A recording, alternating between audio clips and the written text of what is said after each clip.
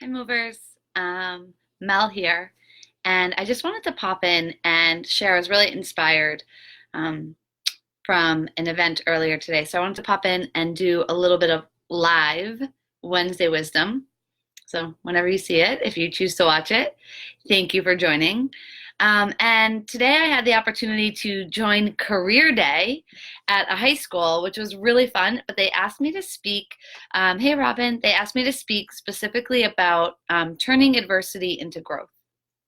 And so here I am with three groups of teenagers. I had to do it three times, talking about how to turn adversity into growth. And, we just started by making the connection that adversity happens to everyone. It could be, you know, dropping that coffee that you just waited in line to buy and spent time buying, and now you don't have the coffee and you lost money or got on your clothes, whatever it is, to a lot of them are athletes. So being down at halftime. I shared how my high school coach told me I couldn't play Division I athletics, and that was adversity. I went on to do it. Hi, Julie. I shared how, I went for my dream job, really thinking I was, I was the most qualified candidate, and I didn't get it. So I talked all about adversity, and then I shared how, Layden, first finding out I was pregnant on my first day of when I eventually did get said dream job. Was a little bit of adversity, and then finding out that she had a heart complication, and then doing her partial repair, and then an unexpected second surgery, unexpected third surgery, unexpected fourth surgery. Cortland, you get to hear this for a fourth time today.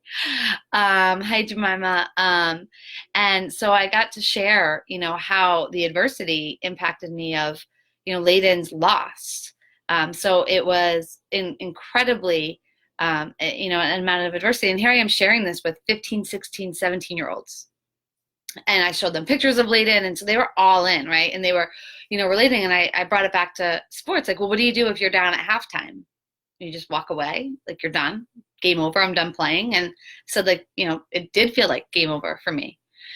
But I told them I wasn't sharing because I wanted them to be sad, because as Cortland, who's popped on here, saw, like they sank, that it's not easy to see Layden's beautiful face and then know that she lost her battle. And I also shared with them, like, I would trade everything I've learned to have Layden back, but I don't have that choice, right? And so what do you do? So I told them that I wasn't sharing because I wanted them to feel sad, or I wanted them to be with me in my pain. I was sharing because I wanted to sit with them in their space. And I wanted them to know that I am speaking from my heart to them, and I'm saying it to everyone here. No matter what you are dealing with, no matter how hard it is, no matter how down the score is at halftime, no matter what it is, I really believe deep in my heart that you have the power to turn your greatest adversity into growth. And that was my topic today, and I'm able to speak on it because I have. It's not easy. It's not always enjoyable, but it is so freaking possible. And I believe it so passionately that I want to share that. And I talked about the things I do now, right? I never understood the power of yoga until I lost Layden. I couldn't get on my mat. I told them I ran a marathon before I could practice yoga after Layden died. Like, think about that. I ran a marathon before I could even practice yoga after Layden died. And to me, that was like, bam, like there's something powerful about yoga. Like, I got to go study it. I got to go teach it. I became a life coach. I didn't even know what a life coach was until I had a grief coach, and then understood that.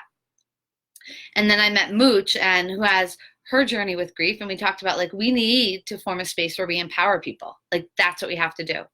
We have to use our stories to empower people, because, that's what Layden would want. That's what her dad would want. And that's what felt meaningful to us. So I told these students, and this was a lot for them, but they did so great for it. Cortland was with me, and we were blown away. When you can take your passions, and for mine, my passions, anything that makes me feel close to Layden. So I life coach, right? That helps me feel close to Layden. I'm telling people every day and teaching them and showing them how to turn challenge into opportunity, even if we don't want it. I want to be really clear about that. Like, I don't want it, but I have it. So what's that choice, right? What are we going to do? So I'm a yoga instructor and help people really find their own emotional evolution through physical practice. Right. And then I coach in gut health, and I get to do that with Mooch in our business. I didn't know what gut health was until Layden died of it. Right. She was born with a heart condition. She died with a fully functioning heart, fully functioning. Oh, thank you, Carrie. Yeah, Carrie says children will live long and healthier lives because of Layden's too short existence. I promise you. She taught her team. Yeah, thank you so much for saying that. I just got goosebumps. Um, yeah, and I believe that, and that's what inspires me to do the work that I'm doing. But I wouldn't be doing any of the work that I'm doing if it wasn't for the adversity that I went through, and the challenge. And so it doesn't mean that you're gonna take it and go into your career, but it could be in a really different way. It's got to be, and this is what I told the students, it's got to be about where your passions, right? Your passions and your skill set meet, in my opinion, in terms of career, right? So I'm really passionate about doing things that make me feel close to Layden. Hey Mooch, I'm really passionate about coaching and empowering, right? My skill set, I believe it's coaching. Like I believe it's teaching. That's what I did before. And that's where it is now. Like Lord knows it's not in the realm of technology. It's not in things that require me to be detail oriented. I'm not very detail oriented. But where you can find that place where your passions and your skill set meet, right? And just feel the power of that. It's so powerful. So my big takeaway, and these students, they looked at me and they said, well, how? Like literally they go, how? Actually, they had two great questions I want to share. And then I got to hop off because I have a call with my own coach. They said, how? Like, how do you do it? And I said, a lot of different tips. I'll give them all different kind of strategies, like use your teammates, all these things I talk about. But the big thing is, one, trust yourself. Trust yourself. It is so hard. It sounds so hard. It is so hard. It sounds so easy, but it's so hard. So trust yourself. That's number one.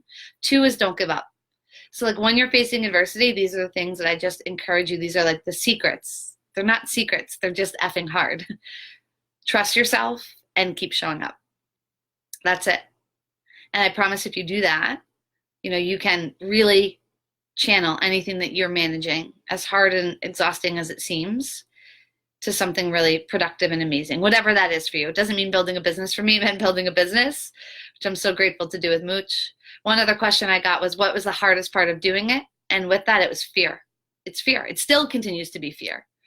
And so just being really honest about that, we could say it's all these other things, but it really comes back to fear. So allowing the trust in yourself and the persistence to outweigh the fear. Like, I think that's, the magic. And the last thing I want to share is, I asked them to do one thing. I obviously haven't washed my hair today. I didn't make time for that, guys. Sorry. I asked them to do one thing. I told them that if anyone had told me when I was in high school, sitting in their seats, that I would be doing what I'm doing now, I wouldn't believe them. If somebody had told me 5 years ago, not even 5, so 4.5 years ago, that the broken woman who couldn't be around crowds would be doing what I'm doing now, I wouldn't have believed them. So I just asked them to not rule anything out. And all those things that feel like never, to change it from never to not right now. So I just threw a lot at you, but I just felt really much more authentic to pop in here and share that little bit of Wednesday wisdom. I hope it helps. Let me know, because Mooch and I want to show up and share in a way that resonates for you. So let me know in comments or whatever it may be, and we'll talk soon.